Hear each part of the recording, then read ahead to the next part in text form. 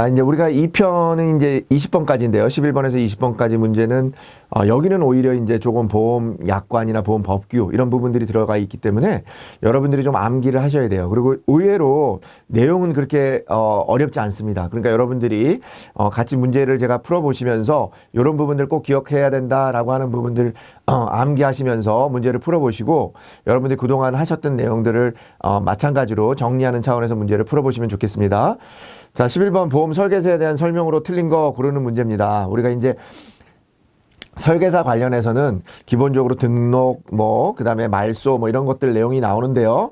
우리가 기본적으로 등록은 여러분들이 직접 할 수는 없어요. 보험, 여러분들이 가입하려고 하는 보험회사, 이제 영업을 하려고 하는 그런 그 보험회사에 여러분들이 등록, 이제 소위 말하는 위촉이죠. 계약을 맺고 나서 그런 서류를 증빙하셔서 여러분들 보험회사가 보험협회에다가 이제 여러분들 등록을 하게 되어 있습니다. 그래서 보험협회에다 등록을 하는데요. 기본적으로 우리가 이제 등록과 관련해서는 이 두 가지 정도 기본적으로 기억하시면 좋을 것 같아요. 설계사나 대리점은 어디다 등록한다? 금융위원회. 근데 금융위원회가 이제 일을 많이 하시니까 금융위원회 직접 하는 건 아니고 금융위원회 위탁을 받은 보험협회에다가 여러분들이 등록을 하게 되고요. 이제 보험중개사는 어디다 합니까? 금융감독원에 한다. 요것만 기억하시면 될 것 같아요. 그러면 설계사나 대리점은 협회에다 한다. 중개사는 감독원에 한다. 그러니까 등록 기관이 다른 거 하나 골라라. 그러면 중개사를 물어보는 경우도 있고 여기 나와 있는 것처럼 그 보험 설계사가 감독원에 등록한다. 이런 지문들이 틀린 지문이 되겠죠. 자, 그래서 2번 문제가 보험 설계사가 되고자 하는 금융감독원에 등록해야 된다가 아니라 어디에 등록한다? 보험 설계사는 금융위원회에 위탁을 받은 협회에 등록을 한다. 이렇게 보시면 되겠고요. 협회가 나오지 않으면 금융위원회가 정답이 되는 거니까 여러분들은 위원회라고 기억을 하시고 협회도 위탁을 받은 협회에서도 등록이 가능하다. 이렇게 보시면 되겠습니다. 자, 12번 문제입니다. 우리 보험 대리점에 대한 설명이니까 대리점이라고 하는 것은 대리점은 어떻습니까? 여러분들 가보시면 우리 생명보험 대리점은 자주 못 보실 텐데 손해보험 대리점 같은 경우 가서 보시면 자동차 보험을 여기저기 다 할 수 있잖아요. 어느 회사든지 다 할 수 있고 오히려 이제 대리점 같은 경우에는 생명, 손보 다 같이 할 수 있으니까 맞는 부분이 뭐가 되겠습니까? 일단 기본적으로는 설계사가 되거나 중개사로 등록한 자는 대리점이 되지 못합니다. 요거는 명확한 거죠. 왜냐하면 설계사가 되고 중개사로 돼 있다라고 하는 것은 어디에 소속이 되어 있는 겁니까? 기본적으로 보험 대리점이나 보험회사나 보험 중개사에 등록이 되어 있는 거기 때문에 여러분들이 설계사나 중개사로 등록된 자는 대리점이 되지 못한다. 이게 정답이 되고요.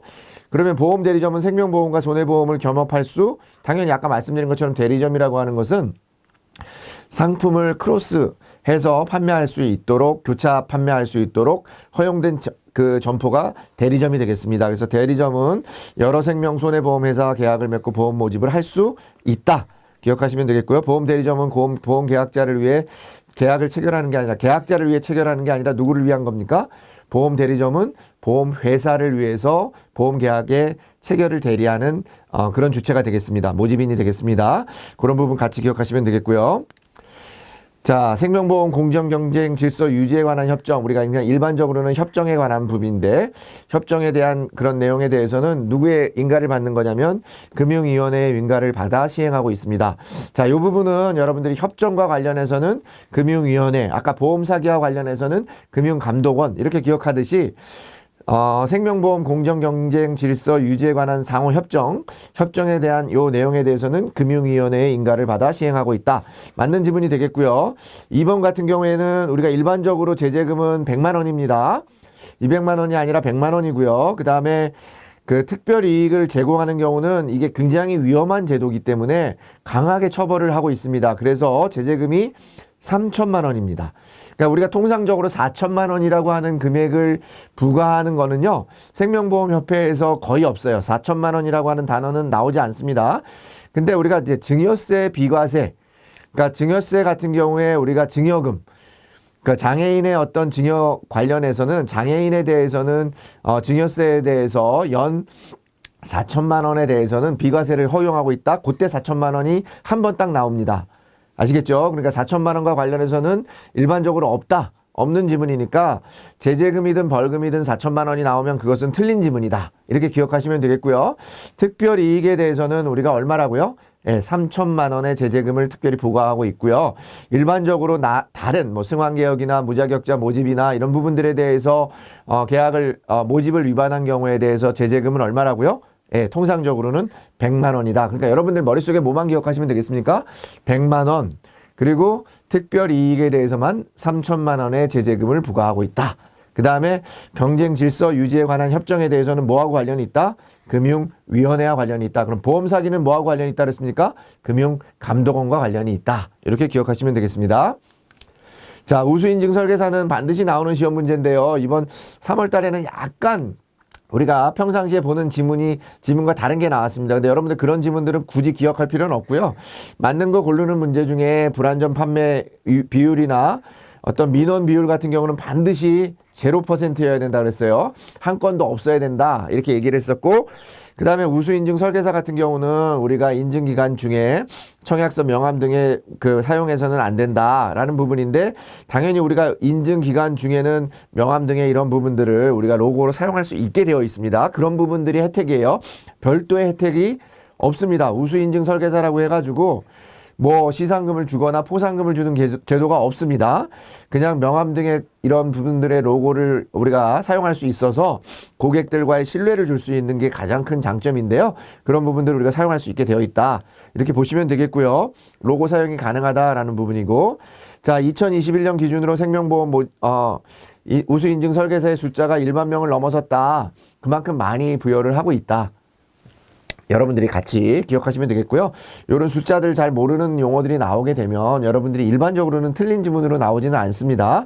그렇기 때문에 맞는 거 고르는 문제인데, 다른 부분들이 명확하게 틀린 부분이 있기 때문에 조금 우리가 이제 2번 문제를 고르는 부분은 어렵지는 않았지만, 우리가 통상적으로 우수인증 설계사를 물어볼 때는 뭐 재직 기간이 3년이어야 되고, 아까 말씀드린 것처럼 불안전 판매 비율이나 어떤 민원 비율이 0% 빵 %여야 된다라는 부분하고, 그 다음에 이런 부분들 우수인증 설계사 자격 인증을 부여하는 기관이 어디라고요? 예, 생명보험협회에서 인증을 하고 있기 때문에 감독원이나 위원회 용어가 나오면 틀린 지문이 되겠다. 이런 정도만 같이 기억하시면 되겠습니다. 그리고 우수인증 설계사 인증 유효기간은요, 1년입니다. 3년이 아니고 1년 하고 매년 갱신해서 보험회사가 추천한 인원을 가지고 보험협회에서 그런 대상자들을 평가 검증을 해서 인증 설계사, 우수인증 설계사를 부여하고 있다. 같이 기억하시면 되겠습니다. 자, 15번 문제입니다. 우리 들어갈 기간이 맞게 연결된 거, 우리가 일반적으로 분쟁 조정 신청을 받은 날로부터 며칠 이내요? 30일 이내 합의가 이루어지지 않으면은 60일 이내에 우리가 이런 부분들 조정안을 작성하게 되어 있습니다. 그래서 30일, 60일 이런 부분들은 여러분들 그냥 좀 암기하시면 좋을 것 같은데요. 분쟁 조정 신청을 받은 날로부터 30일 이내에 합의가 이루어지지 않으면 60일 동안 조정안을 통해서 한다. 그래도 만약에 회복 안 되면 어떻게 되겠습니까?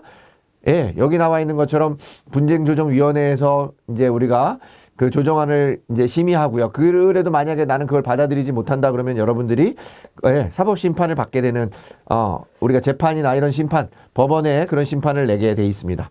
바로 법원에 심판을 하는 것은 아니고 우리가 분쟁조정위원회라고 하는 내부의 어떤 그런 조정심의 기관을 통해서 거쳐서 그런 부분들이 거기서도 합의가 이루어지지 않은 경우에는 우리가 법원에서 어떤 법의 심판을 받을 수 있도록 요청하게 되어 있습니다.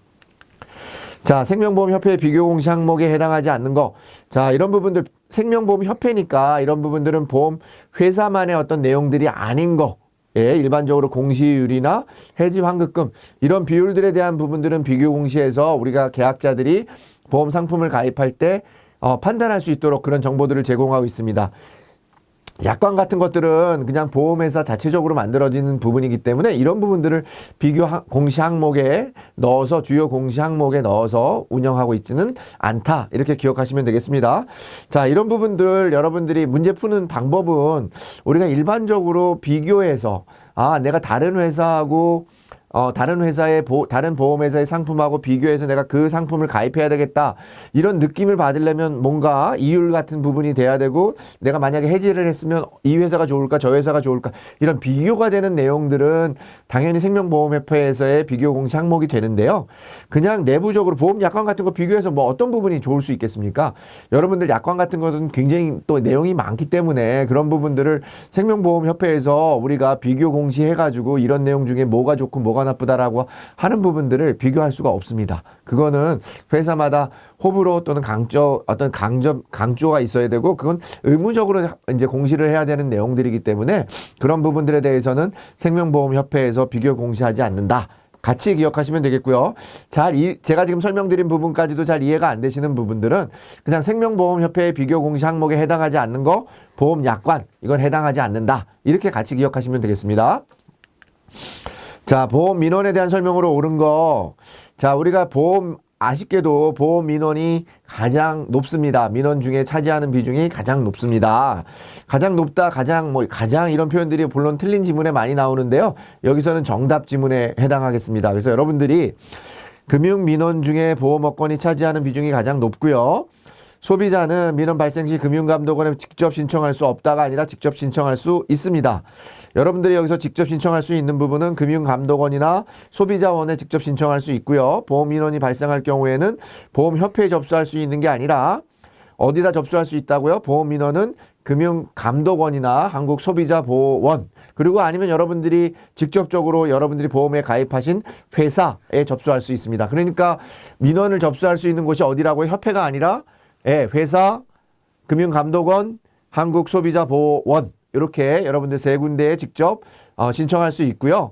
금융회사나 금융감독원이나 한국소비자원에는 여러분들이 그 민원을 직접 신청할 수도 있다. 같이 기억하시면 되겠습니다.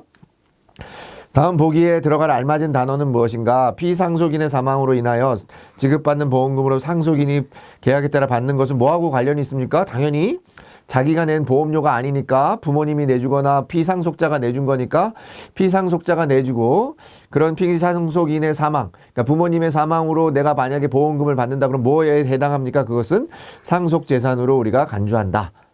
예, 어떻게 보면 약간 말장난 같은 부분입니다. 계속 상속인 얘기 나오는데 증여재산 아닐 거고요. 일하고 관련이 없으니까 근로재산 아닐 겁니다. 이런 부분들은 어떻게 보면 그냥 거저주는 문제입니다. 아, 피상속인의 사망으로 인해서 받는 돈은 뭐하고 관련이 있다? 뭐로 간주한다? 예, 상속재산으로 간주한다. 이렇게 보시면 되겠습니다. 자, 연금소득, 금융소득에 대한 설명으로 옳은 거, 이렇게 물어보는 질문입니다. 자, 연금소득하고 금융소득에 대해서 우리가 옳은 질문 물어보는 건데요. 사망할 때까지 연금 수령하는 종신계약에 따라서 연금소득에, 우리가 종신계약에 따라 받는 연금소득은 연령에 관계없이 우리가 통상적으로는 70세 미만, 5%, 80세 미만 4%, 80세 초과할 때는 3%의 연금소득세를 내는데, 종신계약인 경우에는 연금소득에 관계없이 4%의 그런 세율을 적용합니다. 굉장히 좋은 거죠. 그러니까 여러분들이 연금으로 수령하라라는 거예요. 노후의 어떤 그런 자금을 보장받기 위해서 연금으로 수령하셨으면 좋겠다. 그런 내용이 되겠고요. 두 번째는 어떤 부분이 틀렸나요?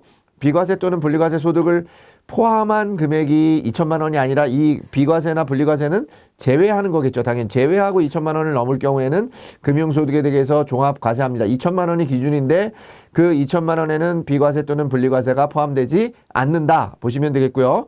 연금소득과 금융소득을 합한 금액이 2천만 원 미만일 경우에는 분리과세를 적용한다. 이렇게 되어 있는데 그게 아니라 우리가 그 연금소득과 금융소득을 합한 금액이 아니라 금융소득만입니다. 연금소득이 아니라 금융소득이 뭐에 해당합니까? 금융소득은 이자소득하고 배당소득으로 이루어지는데요. 이자소득하고 배당소득을 합해서 금융소득이라고 하는데, 금융소득을 합한 금액이 2천만 원 미만일 경우에는 분리과세를 적용한다. 2천만 원이 기준인데요. 금융소득에 대한 부분이 종합과세에 포함되는 부분은 2천만 원인데 그 부분에 대해서는 비과세, 분리과세도 제외하고 또는 금융소득을 합했을 때 2천만 원 미만일 때는 분리과세한다.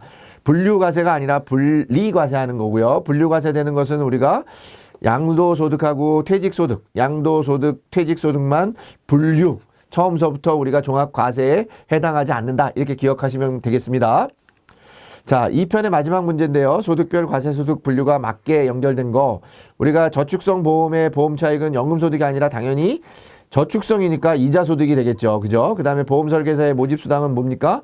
예, 개인 사업자이기 때문에 사업소득이 되는 거예요. 맞는 거고요. 집합투자기구로부터 받는 이익, 집합투자 우리가 펀드나 이런 걸로 받는 이익, 그런 걸 다 뭐라고 합니까? 배당소득이라고 합니다.